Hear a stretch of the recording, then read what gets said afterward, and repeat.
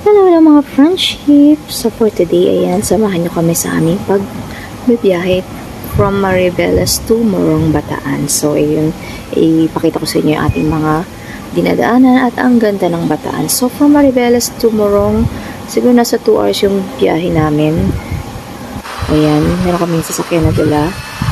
At ito yung first time din na gagawin namin siya. Magkakamping kami bali sa Morong Bataan sa isang camping site.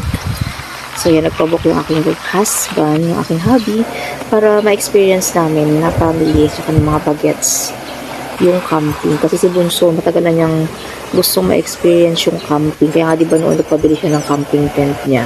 So dito lang siya sa bahay nagka-camping. And ngayon, ayan, ipapa-experience namin sa kanila yung tunay na camping. So yan, nagpabook na siya dito bali yan sa Aquino campsite sa may Morong Bataan, and maya makita niyo yung ganda ng lugar.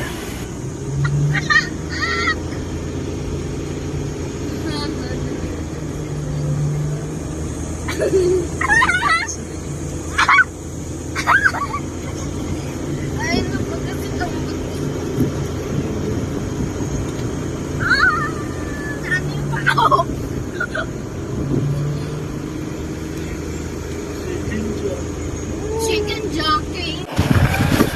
So yan, habang nasa biyahe, nagkukulitan at nagkakasada ng ating mga bagets.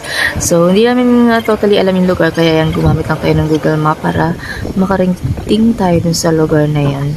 So far, nag-enjoy naman kami sa biyahe at excited talaga ang mga bagets na ma-experience nga ang camping. So overnight lang naman kami dun.